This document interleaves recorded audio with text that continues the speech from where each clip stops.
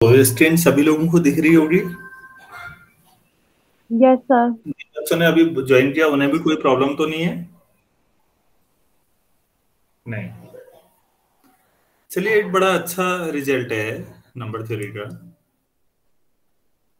आज हम उसके बाद मेन जो रिजल्ट हमारा है वो यूक्लिडियन एल्गोरिथम पे है। If d divides n, then prove that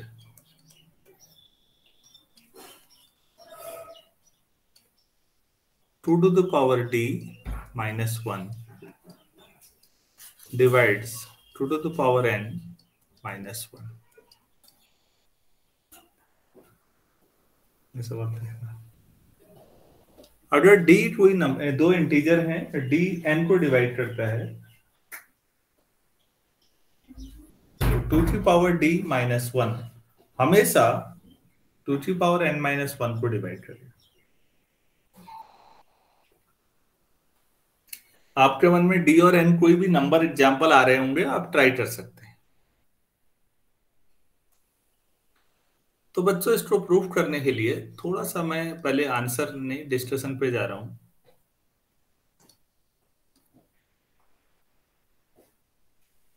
x to the power n minus 1, अगर n नेचुरल नंबर है तो हम लोग ऐसे फैक्टर कर सकते हैं।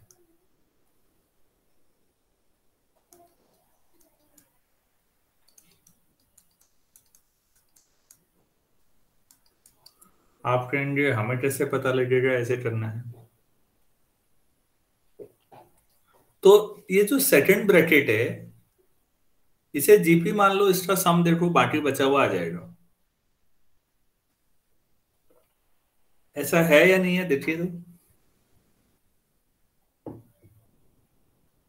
हेलो, आवाज आ रही है?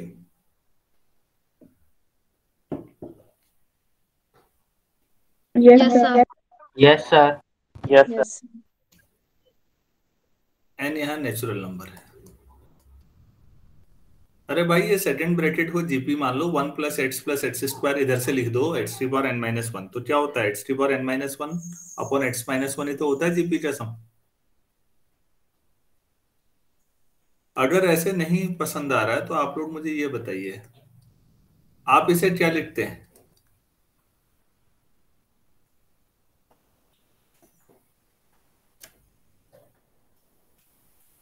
Sir x plus 1। प्लस 1। तो क्या वाकई इतना सोचने की जरूरत पड़ रही है जितनी देर में आप लोग रिस्पॉन्स दे रहे हैं? इसे क्या लिखते हैं आप लोग?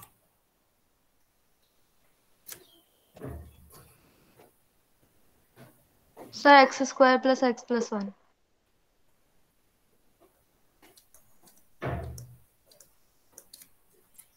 तो इस हिसाब से आपको क्या लगता है, अगर X to the power 4 minus 1 upon X minus 1 करूं, तो भले ही डायरेक्टली ना आता हो, लेकिन पैटर्न पकड़े तो क्या लिखना चाहिए? Sir X cube plus X square plus X plus 1। करते रहो। तो फिर X to the power N minus 1 upon X minus 1 क्या लिखना चाहिए? Sir X to X the N power N minus minus 1।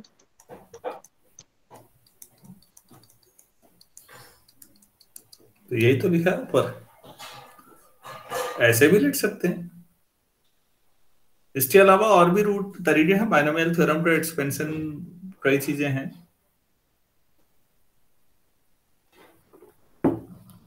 लेकिन अभी इतना काफी है। अगर आपको ये मालूम है रिजल्ट ऊपर वाला, लेकिन यहाँ नेचुरल नंबर के लिए है, ये सब जो नहीं है, तो हमारा रिजल्ट बहुत आसान है। d अगर n को डिवाइड करता है तो 2 की पावर d माइनस 1 हमेशा 2 की पावर n माइनस 1 को डिवाइड करेगा। प्लीज यहाँ ध्यान दीजिए, नंबर थ्योरी में डी एन सब नेचुरल नंबर पे ज्यादातर काम हो रहा होता है, क्योंकि डी से मतलब जीसीडी से मतलब है हमारा अधिकतर। चलो हम लोग अब सॉल्यूशन पे जाते हैं। आप कह रहे हैं कि डी डिवाइड्स एन, इसे यूज करना है। इसका मतलब N equal to D times some integer. जो भी आपका दोनों नेचुरल नंबर है तो ये नेचुरल नंबर ही रखो, हो गया। तो 2^n-1 लिखना है बच्चों। तो 2^d³ -1, हम इसको 2^d³ -1 लिख सकते हैं। आप लोग 2^d को h समझो तो अब बताओ क्या लिखना चाहिए? h⁻³-1।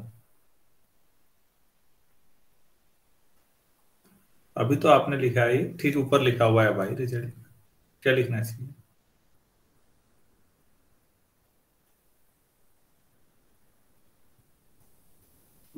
Sir 2 to the power d minus 1 into 2 to the power d q minus 1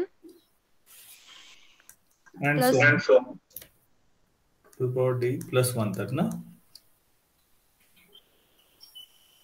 ठीक है, तो 2^d-1 राइट हैंड साइड को डिवाइड करेगा। yes sir. Right hand side का फैक्टर है ना 2^d-1, लेकिन राइट हैंड साइड तो 2^n-1 के बराबर है। हो गया फिर।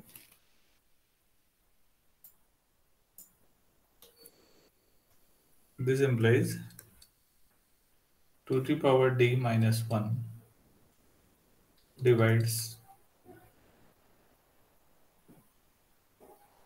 RSS. This term of 2^d-1 divides LHS means this. कितना शानदार रिजल्ट है।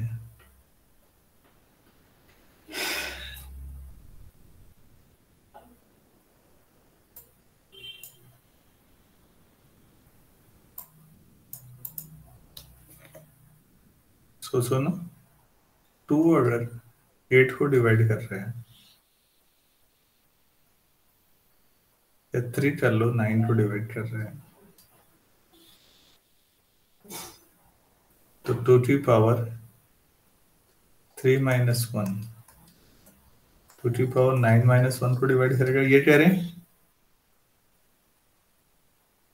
yes sir. Yes, sir. ये 7 हुआ ना 2^3-1। ये कितना हुआ बच्चों, जरा हिसाब किताब लगा दो।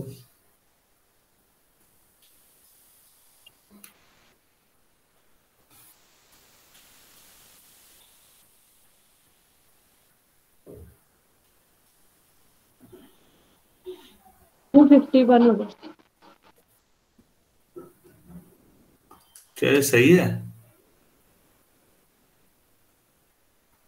सर 251 कैसे? 2^9 252 तो नहीं आता मेरे ख्याल से। 511 511 256 -1 2 अवेयरनेस है। 2^9 में ही इतना कंफ्यूजन है तो ये गजब बात हुई वैसे। चलिए फिर ठीक है, तो अच्छा रिजल्ट है। अब यूज करने वाली बात है कि चीजों को आप कितना यूज कर सकते हैं।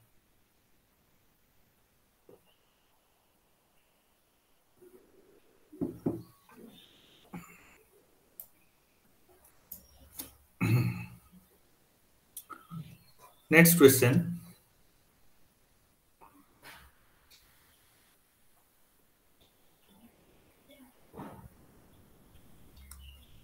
prove that for a positive integer n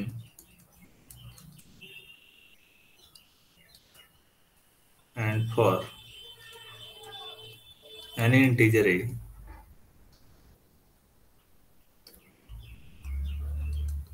GCD of a and a plus n always divides n.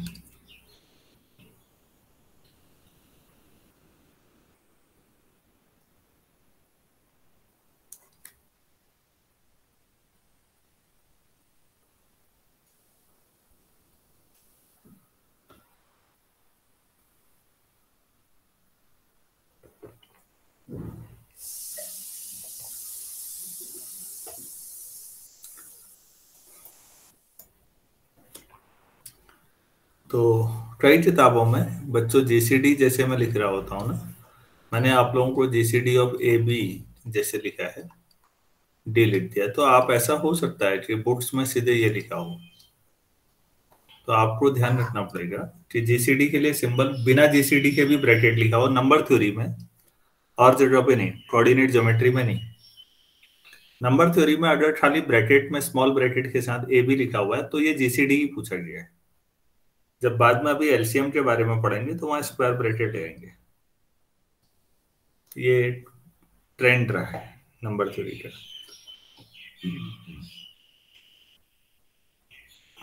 तो ये सिंबल अगर आप दूसरी बुक में देखें तो परेशान मत होइए।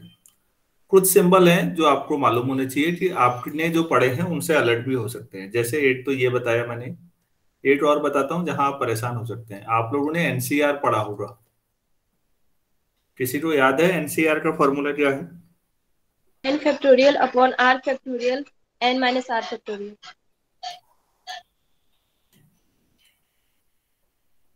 हाँ, कई बुक्स में ऐसे लिख देते हैं एनसीआर में, स्मॉल ब्रैकेट में ऊपर है नीचे आर बस। तो डेविड एम बर्टन मैंने सॉफ्ट कॉपी कल शेयर भी की थी, पॉसिबल है कि उसमें भी लिखा हो, आपको देखना चाहिए। और भी कई सारे फॉरेन ऑथर्स की बुक्स में कई जगह ये सिंबल आता रहता है, तो पढ़ना आना चाहिए। अच्छा ये एनसीआर ही है। सी फॉर कॉम्बिनेशन लिख देते हैं हम लोग।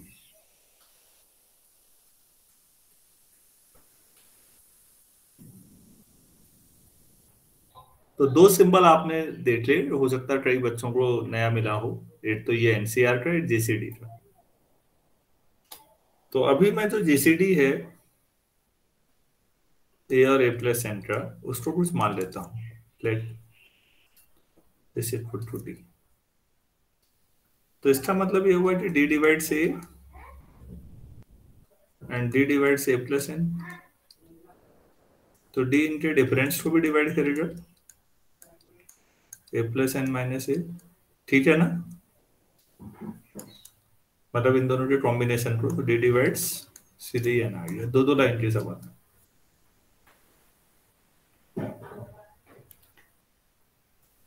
कोई डाउट तो नहीं है यहां तक?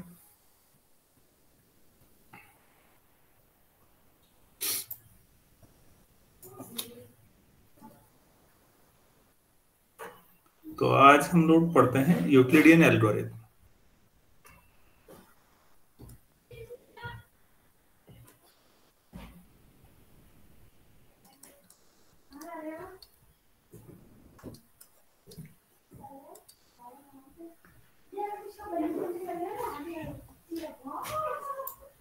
सोचिए किस दौर के काम है लोग,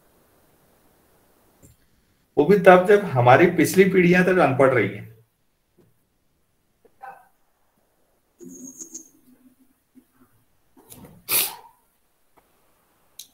तो यहाँ पर इंट्रा यूक्लिडियन एल्गोरिथम में बाद में पहले लेमा की बात करते हैं, एक लेमा पढ़ते हैं, फिर एल्गोरिथमेटिक पे आएंगे।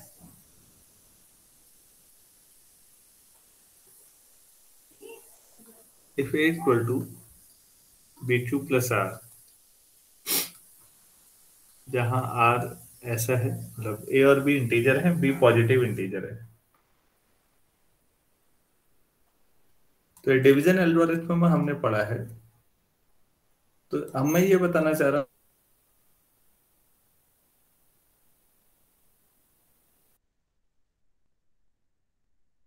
बी और आर ऐसा पढ़ा है आप लोगों ने।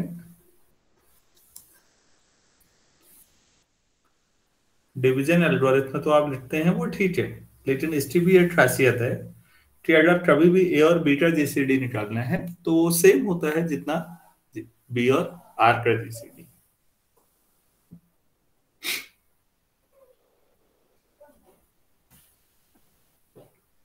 अरे भाई क्लास में ही हो ना sir? Yes sir. Yes sir.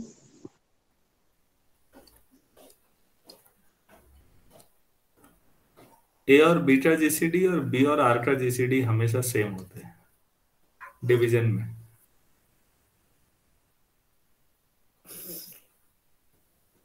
ये कहा गया है। काफी बढ़िया रिजल्ट है और यूक्लिडियन एल्गोरिथम के लिए जरूरी है। तो पहले हम इस रिजल्ट को समझ लेते हैं थोड़ा सा। हम दो जीसीडी हैं, दोनों को बराबर प्रूव करना है। हम मान लेते हैं कि दोनों अलग अलग हैं, ए D1 है D2 है, और लास्ट में हम दिखाएंगे कि दोनों बराबर है। Let GCD of AB equal to D1 and GCD of BR D2. Now, पहले वाले के हिसाब से सोचिए, D1 डिवाइड कर रहा है A को भी, D1 डिवाइड कर रहा है B को भी। तो D1 डिवाइड करेगा A माइनस B2 को भी। क्यों? इंटीजर है कोई, कॉम्बिनेशन A और B का मतलब लीनियर कॉम्बिनेशन है या नहीं? अगर D1 A और B को डिवाइड करता है तो उनके लीनियर कॉम्बिनेशन को भी डिवाइड करेगा या नहीं? यस सर करेगा। Yes, sir. तो बच्चों, हाँ, लीनियर कॉम्बिनेशन में आपने अभी तक तो इस टाइप का पढ़ दिया, AX प्लस BY, वो ठीक है। लेकिन मैं यहाँ क्या कर रहा हूँ, 1 into A plus minus 2 into B ले रहा हूँ, तब भी तो ठीक है। तो ये A माइनस B2 आ गया। लेकिन अब जो लेमा में स्टेटमेंट ऊपर लिखा हुआ है बच्चों, उस हिसाब से A माइनस B2 मतलब क्या हुआ? R. तो इसका मतलब D1 किसको डिवाइड करेगा? R को डिवाइड करेगा। तो फिर अब देखिएगा, नाउ D1 B को भी डिवाइड कर रहा है, D1 R को भी डिवाइड कर रहा है। तो D1 GCD ऑफ B और R करेगा या नहीं? ये पढ़ा था। Yes, sir. तो फिर GCD ऑफ B और R क्या लिया है आपने, देखिए ऊपर, D2. तो D1 divides D2, it means दोनों नेचुरल नंबर हैं, तो D1 ऐसा रिलेशन होना जरूरी है या नहीं, बताइए। Yes, sir. ठीक, अब उल्टा लाना है। आसान है यार, कोई बहुत टफ काम नहीं है, लेकिन बच्चों ये बहुत महत्वपूर्ण चीज है। इसको हर बच्चे को मालूम होना चाहिए। मैंने तो MSc में नंबर थ्योरी नहीं पढ़ी है, क्या कोई मीनिंग नहीं है, डिवीजन एल्गोरिथम है भाई। तो नंबर थ्योरी कंपलसरी पेपर का हिस्सा होना चाहिए था। आलतू फालतू चीजें तो कंपलसरी में पढ़ाते हो। कंपलसरी का मतलब समझ में आता है? एक MSc किए हुए बच्चे से एक्सपेक्ट किया जाता है कि यार इतना तो तुम्हें आना ही चाहिए, दैट इज कंपलसरी। और फिर ऑप्शनल क्या होता है? ऑप्शनल होता है बच्चे की चॉइस के हिसाब से कि वो किस रिसर्च फील्ड में जाना चाहते हैं। MSc का मतलब ही रिसर्च है, वरना IAS तक के एग्जाम आप IFSP इंडियन फॉरेस्ट सर्विस आप BSc के बाद दे सकते थे। MSc क्लर्क आए हो रहे हो, नहीं तो सीट घेरने के लिए। तो मास्टर डिग्री के बाद रिसर्च का मतलब है कि जिस ब्रांच में करनी है बच्चे को, अलजेब्रा में, एनालिसिस में, तो ऑप्शनल उस हिसाब से तय होने चाहिए। अगर अलजेब्रा में किसी बच्चे का टीचर को लगता है कि इस फील्ड में इसका इंटरेस्ट डेवलप हो रहा है, तो टीचर को सजेस्ट करना चाहिए कि बच्चों तुम ना ये ऑप्शनल पढ़ लो। और अगर बच्चे का इंटरेस्ट बन रहा है एनालिसिस में, तो टीचर ने बताना चाहिए बच्चों तुम ये ऑप्शनल ले लो, ताकि उस फील्ड में तुम्हें मदद मिले। अब हमारा तो ऑप्शनल कितना कैसा है पता ही है आपको। तो ये आपको नहीं लगता कि ये कंपलसरी में हर बच्चे को पढ़ाना चाहिए था हमने ये चीजें? मतलब आप क्या कहेंगे इंटरव्यू में, मैंने नंबर थ्योरी नहीं पढ़ी इसलिए मैं इसका जवाब नहीं दे सकती या नहीं दे सकता? ये डिवीजन एल्गोरिथम है भाई। Again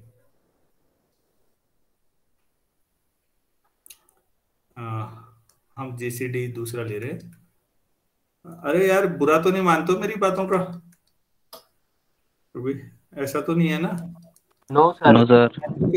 No, sir. ओपिनियन दे देता हूँ, फिर पता लगा कि कई लोग नाराज बैठे हुए। टीचर तो नाराज हैं, स्टूडेंट भी नाराज हो जाए तो गजब हो जाए।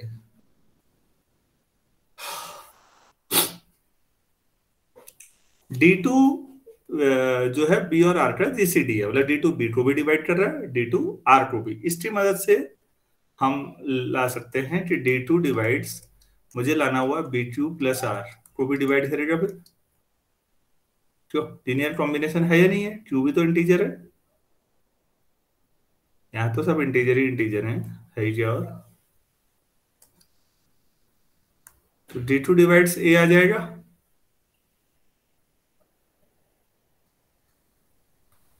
अरे ठीक है। Yes sir.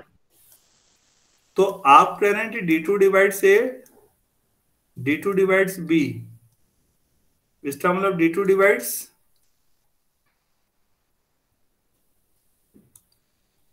तो D2 डिवाइड्स, तो D2 is less than equal to, बस पहली दूसरी इक्वेशन के बेस पर दोनों बराबर हो गए। ठीक है,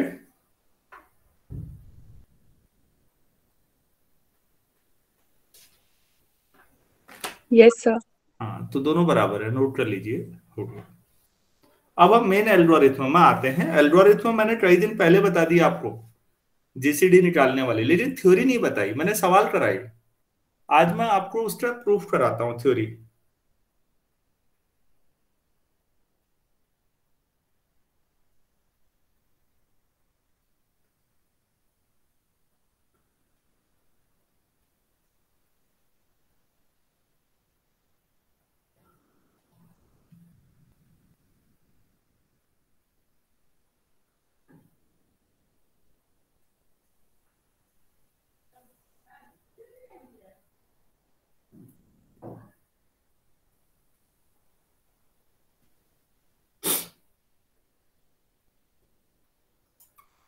अगर ये क्लियर है तो आगे बढ़े।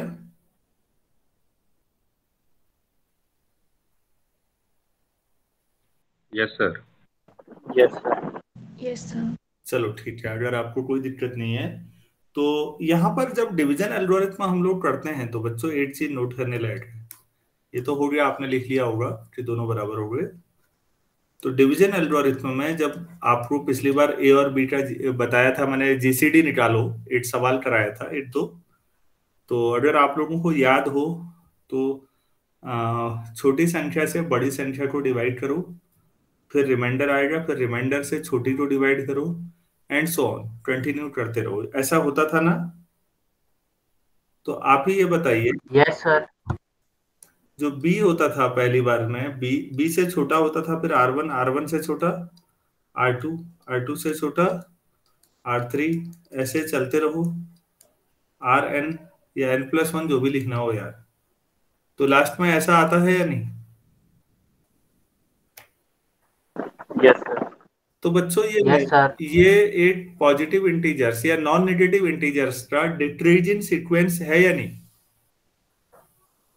नॉन नेगेटिव इंटीजर्स का डिक्रीजिंग सीक्वेंस है। तो ये कन्वर्स कहां पे करेगा धीरे धीरे? लास्ट में 0 पे। वेरी गुड, इस बात को लिख लेते हैं। It is a decreasing sequence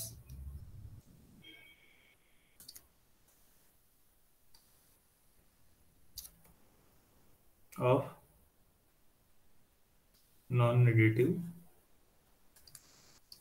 integers.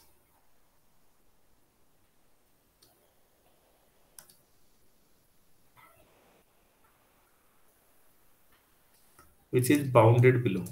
Negative तो जाना नहीं है, बाउंडेड बिलो। तो कन्वर्स करेगा या नहीं? Yes, sir. It will converse at 0. तो नंबर थ्योरी में एनालिसिस तो कुछ ज्यादा लगनी है नहीं, बस इतना लगा के भी हम खुश हो गए कि हाँ यार कुछ तो आ रहा है सीक्वेंस का। तो अब मैं आपको डिवीजन एल्गोरिथम की थ्योरी समझाता हूँ, क्योंकि क्वेश्चन करने आ गए हैं आपको। और मैं फिर कह रहा हूं, अगर आपके आस पड़ोस में कोई हाई स्कूल इंटर के बच्चे हैं, परिवार में, सामाजिक दायरे में कोई भी बच्चा जो इंटरेस्टेड है, ये सारी चीजें पढ़ाइए उनको भी, कुछ नहीं है इसमें।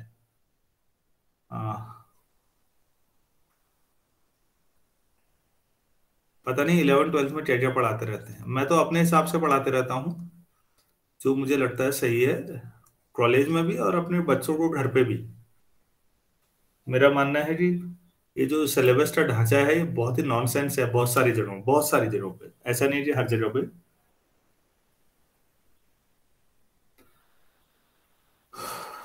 चलो ठीक है, तो आज हम जो एल्गोरिथम का मतलब होता है प्रोसेस, कैसे करते हैं किसी प्रोसेस को, एल्गोरिथम समझना जरूरी है किसी भी ब्रांच में। वही लिखना है, late A B belongs to Z such that A greater than B, और मान लो पॉजिटिव ले लो यार, चलो नेचुरल नंबर में काम करो, नहीं तो मॉड लेना पड़ता है बस, बाकी क्या है इंटीजर में कुछ नहीं है, मॉड लेके क्यों टफ बना रहे हैं चीजों को। अच्छा ये है, तो देन बाय डिवीजन एल्गोरिथम, जो छोटा है उससे डिवाइड करो।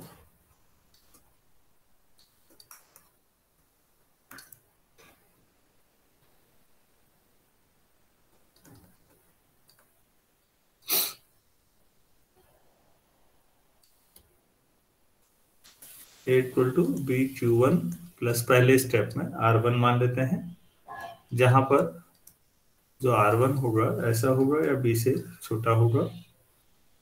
और एक चीज अभी हमने पढ़ी है कि जीसीडी जितना A और B का होगा उतना ही जीसीडी किसका होना चाहिए, बी और आर का। R1 का। B और R1 का, ठीक। अगर R1 0 हो गया तब भी सही है result, if R1 equal to 0 then, फिर सोचो तो जीसीडी ऑफ ए बी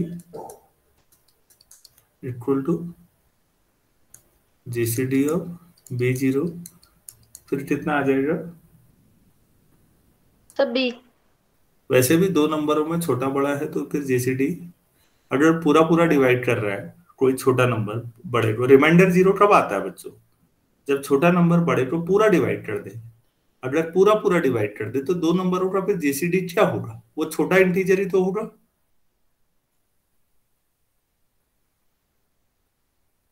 अरे भाई 5 और 10 सोच लो, 5 10 को डिवाइड कर रहा है तो 5 और 10 का जीसीडी क्या आएगा, सब 5। हाँ तो सही है ना, तब भी ये मामला सही है।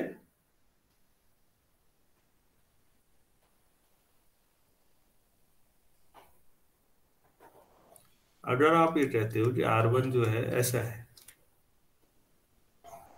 Then again use division algorithm.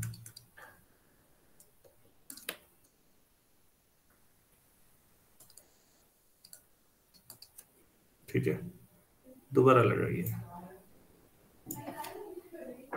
तो अब क्या करना हुआ, किसको डिवाइड करना हुआ, बी को किससे डिवाइड करना हुआ, R1 से। R1 से कर लो, तो आपको यहां पर क्या मिल जाएगा,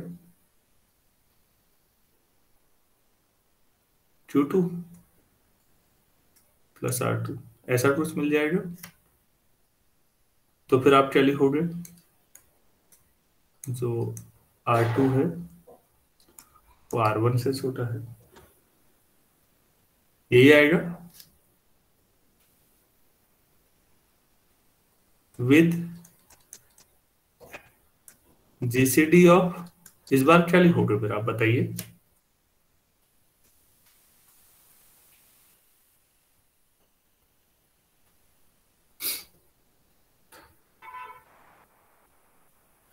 R1 ऊपर के हिसाब से सोचो,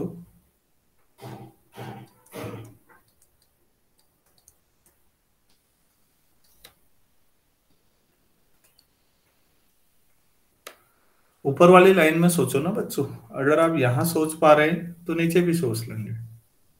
वहां ए को बी से डिवाइड कर रहे थे, तो ए बी का जीसीडी, तो बी और रिमाइंडर का जीसीडी। तो यहां बी को आप R1 से डिवाइड कर रहे हैं, तो फिर क्या लिखना चाहिए? GCD of B, R1 is equals to GCD of R1, R1 R2 सही है ना? Yes sir. Yes sir. अगर बच्चों मैं इसे इक्वेशन 1 करूं और इसे इक्वेशन 2 कर दूं तो ठीक है। पहली और दूसरी से अभी भी ये पता लगा कि जो जीसीडी ए बी का चाहिए वो बी आर R1 का, जितना बी R1 का चाहिए वो R1 R2 का है। इसी आधार पर तो आप लास्ट के जीसीडी को पहले वाले नंबरों का जीसीडी मानते हैं। आप लास्ट में जो कहते हैं ये 0 से ठीक ऊपर वाला जीसीडी आया, कैसे माना आपने ये जीसीडी? उसकी थ्योरी डेवलप हो रही है। क्या ये थ्योरी महसूस हो पा रही है या जबरदस्ती लिखे जा रहा हूं मैं सब? नहीं हो रहा है तो बताइएगा, मैं ट्राई करके सवाल से दिखाऊंगा।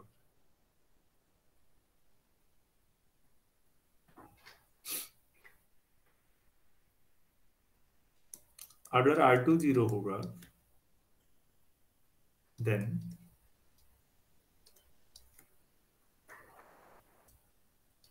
GCD of B, R1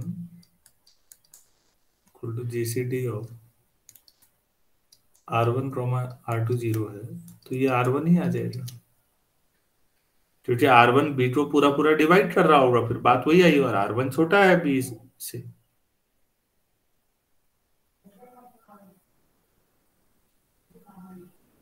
if R2 0 नहीं है, अगर 0 से बड़ा है लेकिन R1 से छोटा है, तो देन अब क्या करें?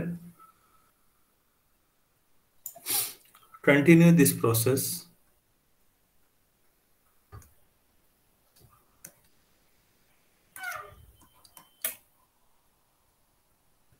इनफाइनाइटली या फाइनाइटली?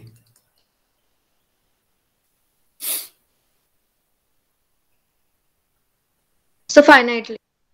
हाँ, आप करते जाइए, कोई दिक्कत नहीं है। आप बी और R2 में ले आए, अब आप R1 को डिवाइड करिए R2 से, तो R2 Q3 प्लस R3, फिर R3 जो होगा वो R2 से छोटा होगा। R2 को फिर डिवाइड करिए R3 से, Q4 प्लस R4, तो जो R4 होगा वो R3 से, एंड सो ऑन। तो nth स्टेप में अगर आप जाते हैं इसी तरह से, तो Rn equal to Rn plus 1 2n plus 2 plus 0 तो आना ही है। अभी आपने कहा डिक्रीजिंग सीक्वेंस और वो भी लोअर बाउंडेड है। सो जीसीडी लास्ट में सोचिएगा Rn प्लस 1 और 0 का उतना ही होगा जितना जीसीडी और Rn प्लस 1 का होगा, इक्वल टू ऊपर जीसीडी ऑफ BR1 का होगा, और ये उतना ही होगा जितना जीसीडी ऑफ AB था। सबका जीसीडी सेम होगा, और ये होगा कितना आप इसको देखेंगे तो पहले टर्म से ही पता लग जाएगा कि कितना होगा। Rn प्लस 1 लास्ट में जिस नंबर से डिवाइड करके 0 आता है ना, यही नंबर ऊपर वाले टर्म में यहां पर आया होगा लास्ट में रिमाइंडर। ये समझ रहे हैं आप लोग? लास्ट में डिवाइड करके जब 0 आ रहा होता है तो ये सबको क्लियर है या नहीं है?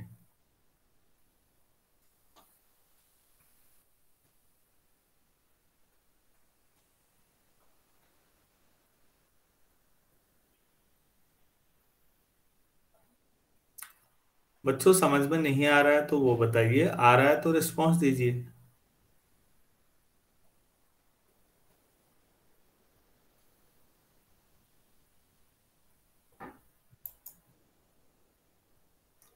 आप लोगों को तो मेरी आवाज ही नहीं आ रही है क्या?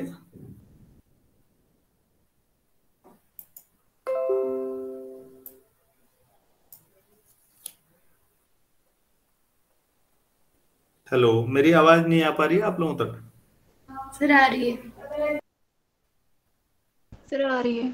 तो आप लोग रिस्पॉन्स देने में इंटरेस्टेड नहीं है किसी भी तरह का?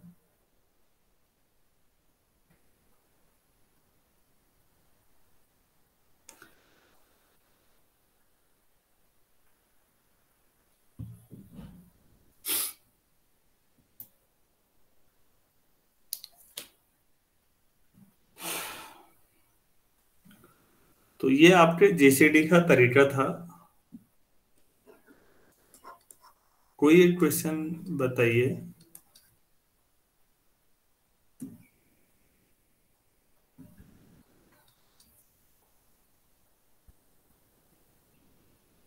चलो ये बताइए तो इस प्रोसेस से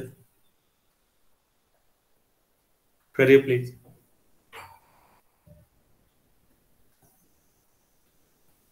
आसान सवाल दिया है मैंने, जीसीडी पूछा है।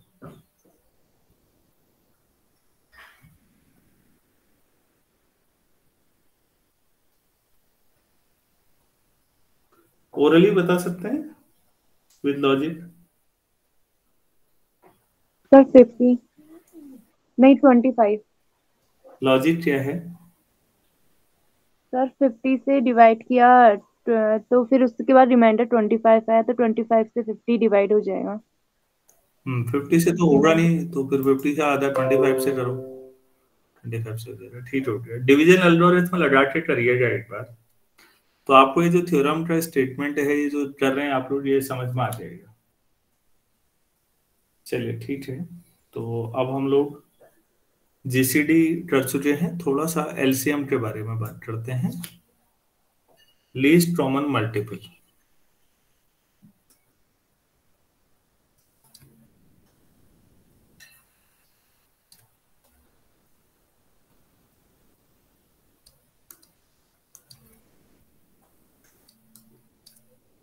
तो फिर रफ वर्क करते हैं थोड़ा सा।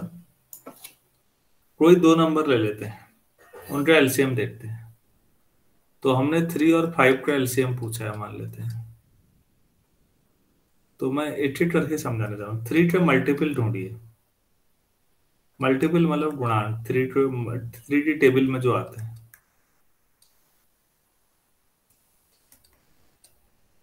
5 के मल्टीपल भी ढूंढिए।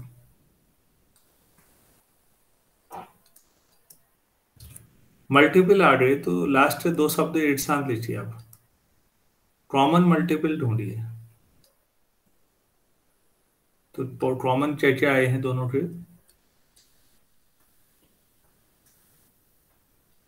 कॉमन ये आएंगे।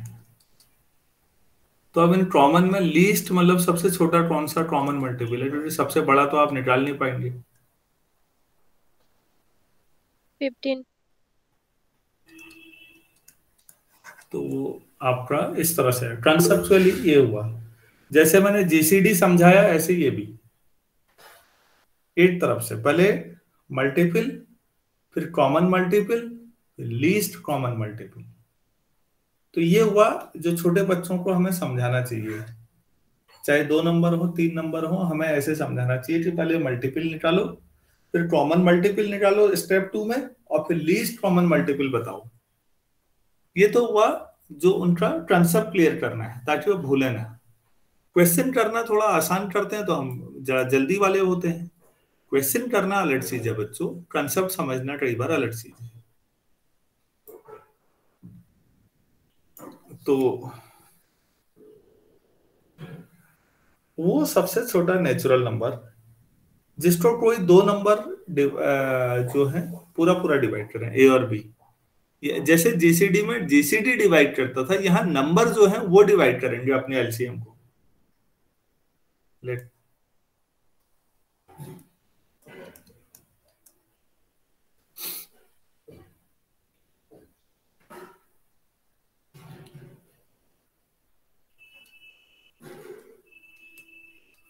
अच्छा, अब ये है कि ए और बी नॉन जीरो इंटीजर होने चाहिए, ऐसा क्यों?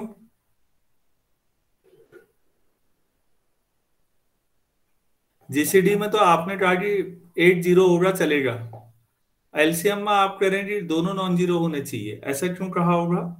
सर क्योंकि दोनों नंबर्स एलसीएम को डिवाइड करेंगे और जीरो अगर किसी नंबर को डिवाइड करेगा तो इन्फिनिटी आ जाएगा। हाँ, वो दिक्कत आएगी फिर उस टाइम, तो जीरो डिवाइजर का रोल निभाना है ए और बी को अब, तो इसलिए ए और बी दोनों नॉन जीरो होने चाहिए। बेसिक चीजें हैं बच्चों, फिर वही। देन और नेचुरल नंबर जो एलसीएम है और जीसीडी है, ए और बी इंटीजर हो सकते हैं, नेगेटिव भी पॉजिटिव भी, लेकिन उनके एलसीएम और जीसीडी नेचुरल नंबर में ही काउंट होते हैं। Natural number L is said to be LCM if जो A भी L को डिवाइड करेगा और B भी L को डिवाइड करेगा, whenever A divides C and B divides C implies L। ए और बी अगर किसी और भी को डिवाइड करते हैं तो एल सबसे छोटा है, लीस्ट है ना वो, तो किसी और को डिवाइड करेंगे तो एल उससे तो छोटा ही आएगा या उसके बराबर आएगा। डेफिनेशन क्लियर हुई? बेसिकली एल भी उसको डिवाइड करेगा, लेकिन इसीलिए कह रहा हूँ कि एल जो होगा सी के बराबर या उससे छोटा।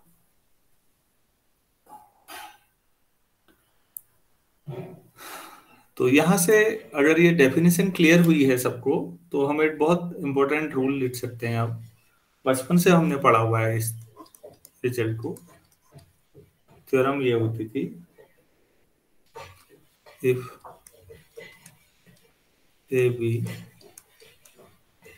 Are non zero integers then LCM of AB into GCD of AB equal to कितना होता था बच्चों? दोनों नंबर का multiply. Sir A into B. A into B, हाँ ठीक।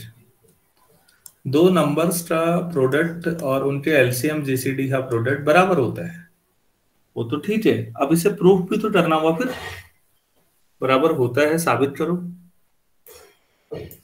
चलो ठीक। तो जीसीडी हमने पहले पढ़ा है, let GCD of A comma B equal to D. This implies d divides a, d divides b।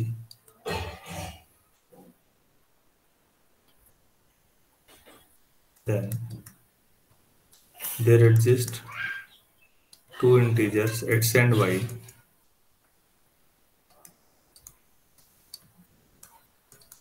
such that अगर d a को डिवाइड कर रहा है तो a इक्वल टू क्या लिख सकते हैं? dx, और d b को डिवाइड करता है तो b इक्वल टू dy। ठीक है, इन्हें रहने दो, इनकी जरूरत पड़ेगी बाद में। Let us consider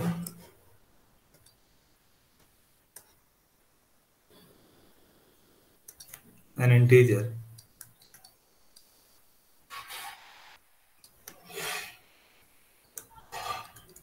m equal to ab upon b। तो ये क्यों लिखा होगा कि ये इंटीजर है? इसने कैसे पता लगा इंटीजर है? जरूरी है इंटीजर होगा? नीचे डी आ रहा है।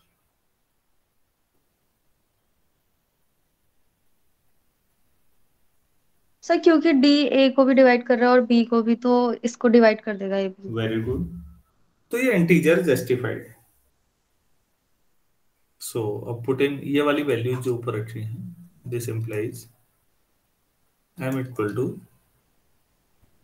a is a dx, b चीजें ऊपर dy अपॉन t।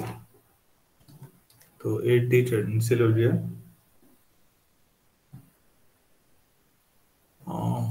दोनों रख फायदा होगा। हाँ, फिर बाद में दोनों एक साथ नहीं रखते, इसे बी ही रहने दो, तो D cancel B eights, M equal to B eights आ गया। ऑल्सो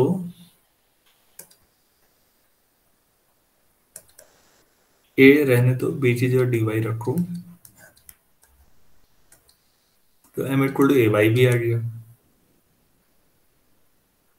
सो मैंने M equal to B X भी निकाल दिया, M equal to A Y भी निकाल दिया। इसका मतलब है जो ए है वो एम को डिवाइड करता है, जो बी है वो भी एम को डिवाइड करता है। ठीक है नहीं? इन दोनों से सोचो बच्चों, राइट साइड को ए डिवाइड करेगा या नहीं, ए वाई को? क्या Yes, sir. ए वाई को डिवाइड करेगा तो ए एम को भी Yes. करेगा। ऐसे ही अब ये लेफ्ट के दोनों को देखो, बी बी एक्स को डिवाइड करेगा तो बी एम को भी करेगा, तो ए और बी दोनों एम को डिवाइड कर रहे हैं। तो फिर जो अगर ऐसा हो रहा है कि ए भी डिवाइड कर रहा है एम को, बी भी, तो जो एम हुआ वो ए और बी का कॉमन मल्टीपल हुआ या नहीं? Yes, sir. Yes, sir. Yes, sir. This implies M is a, अभी लीस्ट नहीं बोला है, कॉमन बोला है, कॉमन मल्टीपल ए एंड जो भी इक्वेशन नंबर है यार। अब हमें ये देखना है कि m जो ये है जो सबसे छोटा आपका m ही को हम साबित करेंगे कि m ही एलसीएम है, कॉमन मल्टीपल में लीस्ट है। अगर मैंने m को सबसे छोटा साबित कर दिया बच्चों, तो देखो तो यहां से ये एलसीएम हो जाएगा, ये जीसीडी हो जाएगा, इन दोनों का प्रोडक्ट बराबर ए बी आ जाएगा या नहीं, जो हमने लिया है। Yes, sir. हाँ, तो m को हमें एलसीएम प्रूफ करना है, d तो जीसीडी है ही, हमने ले रखा है वो, तो एलसीएम इंटू जीसीडी बराबर ए इंटू बी प्रूफ हो जाएगा वहां से। ये है पूरी थ्योरी, इसके पीछे लॉजिक जो हम ले रहे हैं। तो कोई बहुत बड़ा काम नहीं है, जीसीडी लिया हमने, ऐसा किया, और ये m को ऐसा एज्यूम कर लिया है, तो m हमने ये ले लिया और यहां से हम ये ले आए, तो इसको इक्वेशन 1 ही कर लेते हैं, 1 ही है इस सवाल में। ठीक हो गया। तो अब हमें प्रूफ करना है, मैं इसको क्लेम कर देता हूं, हम ये करेंगे ताकि कंफ्यूजन ना हो प्रूफ में। We shall prove that m is the LCM of A and B। यही है LCM, ये प्रूफ कर देंगे हम। कॉमन मल्टीपल तक ले आए हम उसको।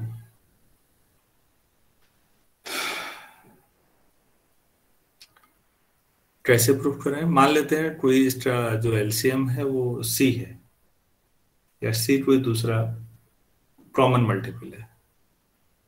अगर मैं ये प्रूफ कर दूं कि जो वो C है, A और B का कोई दूसरा कॉमन मल्टीपल कोई भी ले लेते हैं, C ले लेते हैं, और मैं ये प्रूफ कर दूं कि जो M है वो C से छोटा है, तो इसका मतलब M जितने भी कॉमन मल्टीपल कोई भी लेंगे उससे छोटा होगा ना? Yes, sir. तो Yes, M sir. Least common multiple होगा, फिर यही प्रूफ करना है। Suppose C is any other common multiple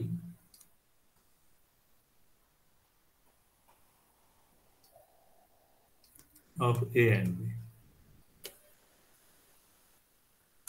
तो मतलब A भी डिवाइड करेगा और B भी डिवाइड करेगा, तो C equal to AX1 equal to BY1। हम ला सकते हैं ऐसा कुछ रिजल्ट, ये हमने अभी पढ़ा है। ऑल्सो हमें ये पता है, जो हमारे पास नॉलेज है, कि जो D है वो A और B का GCD है। This implies there exist integers U and B मान लो अब, बहुत सारे हो गए। Such that D equal to AU plus BV। ठीक, तो C अपॉन M कितना होगा?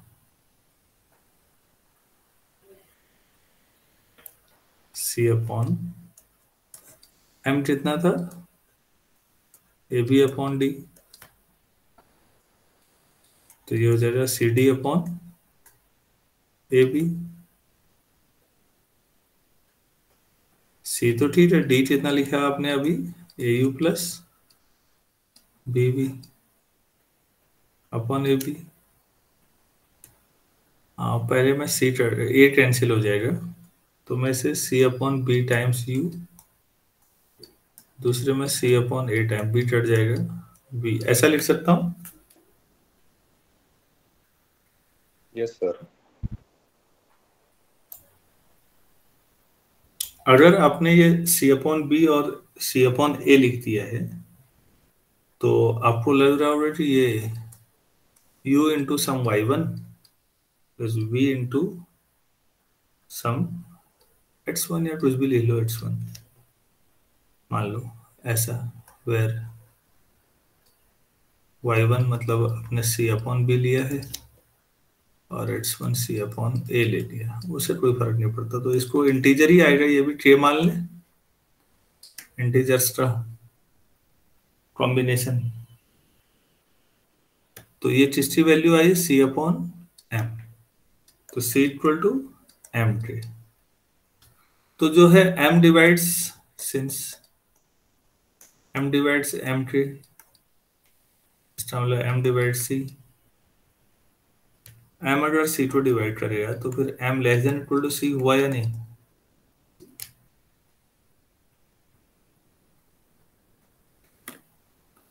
तो फिर कोई भी A और B का कोई भी कॉमन मल्टीपल लो, एक तो M ले लिया था और एक कोई भी ले लिया आपने C, तो C जो है M से बड़ा ही आएगा, तो M सबसे छोटा होगा ना फिर common multiple.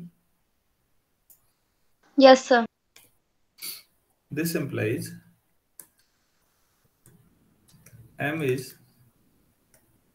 the LCM of A and B. So by M equal to AB upon D, we write M मतलब LCM of AB, D मतलब GCD of AB equal to AB. Proof.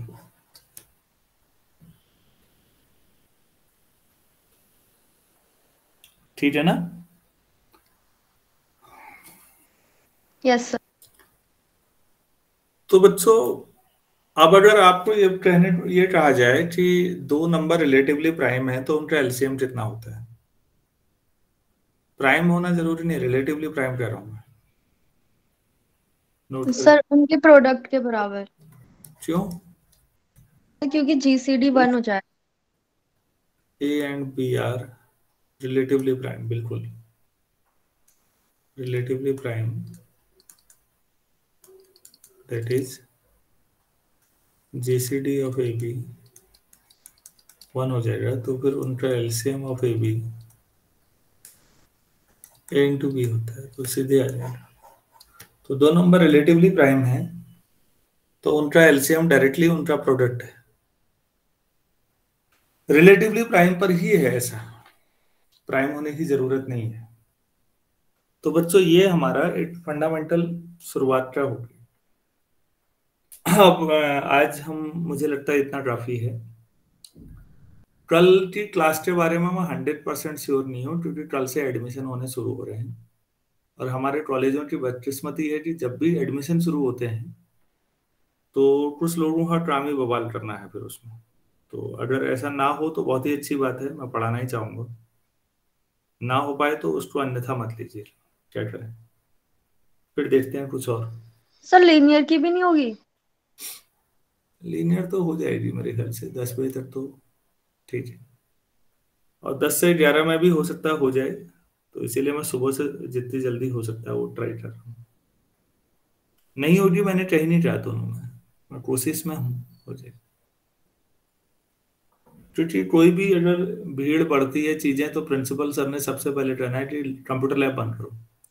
मैं college में computer lab से ही पढ़ा सकता हूँ, internet है ही नहीं, और तो इसलिए कहा है।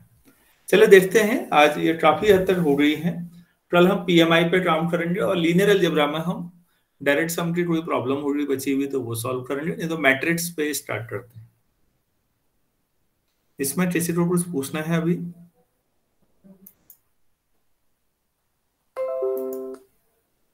नहीं, चलिए ठीक है फिर।